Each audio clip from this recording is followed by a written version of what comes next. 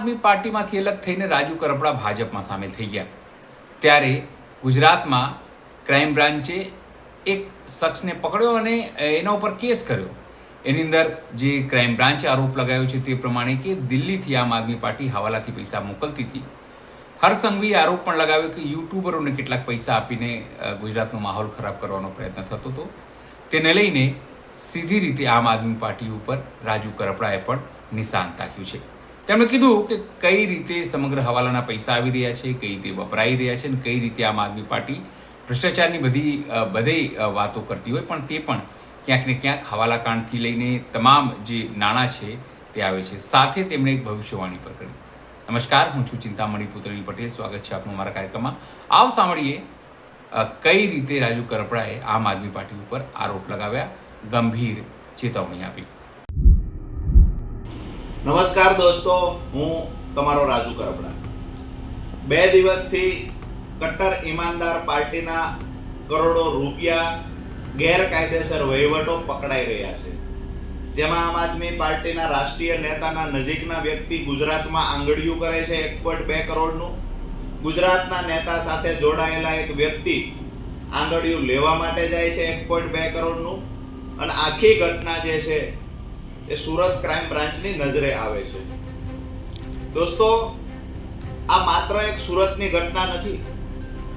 દરેક જિલ્લાની અંદર કરોડો રૂપિયાનો બેનામી વહીવટ થાય છે. મેં પાર્ટી છોડી ત્યારે કહ્યું હતું કે હું બોલીશ તો જમીન પગ નીચેથી સરકી જશે. આજે જ્યારે આ ઘટના ઘટી જ છે ત્યારે થોડું વિગતે એ પણ કહીશ કે દરેક જિલ્લાઓની અંદર આવા કરોડો રૂપિયા આવે છે. પેઇડ રહેલા લોકોને પણ ચૂકવવામાં આવે છે. અમુક લોકો પાસે સ્ક્રિપ્ટેડ આયોજનપૂર્વક વિડીયો બનાવડાવવામાં આવે છે, સ્ક્રિપ્ટેડ ઇન્ટરવ્યૂ લેવામાં આવે છે, સ્ક્રિપ્ટેડ રીતે એડિટ કરી અને આમ આદમી પાર્ટીનો પોઝિટિવ, ખરેખર ગામડાઓની અંદર પોઝિટિવ લોકો વિચારે છે આવું બતાવવા માટે સ્ક્રિપ્ટેડ આયોજનપૂર્વક ઇન્ટરવ્યૂ, અમુક બનાવેલા બૂમ સાથે, જે ચેનલોના બૂમ હોય એવા નકલી બૂમો પણ બનાવવામાં આવે છે. એઆઈના માધ્યમનો પૂરજોશથી ઉપયોગ કરવામાં આવે, એજન્સીઓનો ઉપયોગ કરવામાં આવે અને આમ આદમી પાર્ટીનો પોઝિટિવ પ્રચાર કરાવવા માટે લાખો કરોડો રૂપિયા બહારથી લાવવામાં આવે છે. ખરેખર આ પૈસા જે આવે છે એ ખરેખર વ્હાઇટ એન્ટ્રીના આવે છે ખરા? આ પૈસાને ઓન રેકોર્ડ ક્યાં બતાવવામાં આવ્યા છે એનો જવાબ કટ્ટર ઈમાનદાર લોકોએ આજે આપવો જોઈએ અને ગુજરાતની જનતા જવાબ માંગે છે. માનો કે 1.2 કરોડ પકડાણા છે, બીજી રકમ પકડાણી નથી, પણ 1.2 કરોડ રૂપિયા જે પકડાણા છે એનો જવાબ તો કમસે કમ આપો કે આ પૈસા તમે ક્યાં બતાવ્યા છે પેપર પર, ઓન રેકોર્ડ આ પૈસા શેના હતા? આ જવાબ ગુજરાતની જનતા માંગે છે. લાખો કરોડો રૂપિયાનો ખર્ચ થાય એનાથી અમને વાંધો નથી, પણ તમે કટ્ટર ઈમાનદારીની વાતો કરો છો તો પાર્ટી ફંડમાં તો આવડી રકમ નથી. તો પછી આ પૈસા આવે છે ક્યાંથી? ગુજરાતની જનતા સવાલ પૂછે છે.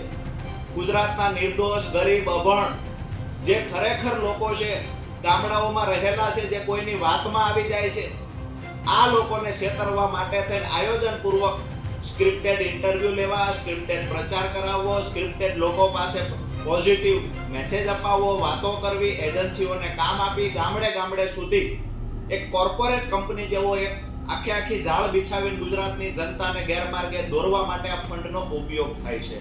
નંબર 2 કે ચૂંટણી નજીક આવી છે એટલે હું એ પાર્ટીની નવટંકી જોઈને આવ્યો છું ને આજે ભવિષ્યવાણી પણ કરું છું કે 24-25 તારીખે જ્યારે 26 તારીખે મતદાન છે તો 24 અને 25 તારીખે ગુજરાતમાં ઘણી બધી જગ્યાએ આમ આદમી પાર્ટીએ સ્ટિંગ કર્યું આવું તમને જોવાનું સાંભળવા મળશે. આમ આદમી પાર્ટીએ જનતા રેડ કરી આવું જોવાનું સાંભળવા મળશે. આ બધું સ્ક્રિપ્ટેડ હોય છે. 24-25 તારીખની હું આજે 21 તારીખે ભવિષ્યવાણી કરું છું. ગુજરાતની જનતાને ઘણું બધું આમ આદમી પાર્ટીની નવટંકી 24-25 તારીખે જોવા મળશે. ખાસ વિનંતી છે ગુજરાતના તમામ મતદારોને કે નવટંકી કરનાર લોકોને ઓળખી જજો. કટ્ટર ઈમાનદારીની વાતો કરી લાખો કરોડો રૂપિયા ખર્ચ કરી અને ગુજરાતની જનતાને ગેરમાર્ગે દોરવાના જે લોકો પ્રયત્ન કરે છે એ લોકો સાથે જે એજન્સીઓ સંકળાયેલી છે એ લોકો સાથે એઆઈના માધ્યમથી ઉપયોગ, પાર્ટીનો પોઝિટિવ પ્રચાર કરાવવા, બીજી પાર્ટીનો નેગેટિવ રીતે પ્રચાર કરાવવા માટે એઆઈનો જે ઉપયોગ ખાસ કરીને મહત્તમ આમ આદમી પાર્ટી ઉપયોગ કરે છે. ત્યારે આપ સૌને વિનંતી છે કે 26 તારીખે જ્યારે મતદાન કરવા જાવ ત્યારે આવા કટ્ટર ઈમાનદારની વાતો કરનારા લોકોને ઓળખી જજો. વધુમાં વધુ મતદાન ભારતીય જનતા પાર્ટી તરફ થાય એ અપીલ સાથે આપ સૌને લોકશાહી પર્વની ખૂબ ખૂબ શુભકામના. 26 તારીખે વધુમાં વધુ મતદાન થાય એ નમ્ર અપીલ કરું છું. આપ સૌનો આભાર. રાજુ કરપડાની વાત સાંભળીને આપણે શું લાગે છે જરૂરથી મારા કોમેન્ટ બોક્સમાં કોમેન્ટ કરજો. એ સિવાય અમારી યુટ્યુબ ચેનલ લાઈક કરો, સબસ્ક્રાઇબ કરો, બેલ આઇકન દબાવો. સાથે અમારી વેબસાઇટ છે www.gujaratpress.in, ત્યાં પણ તમે વધુ અપડેટ થઈ શકો છો. અત્યારે માટે બસ આટલું જ.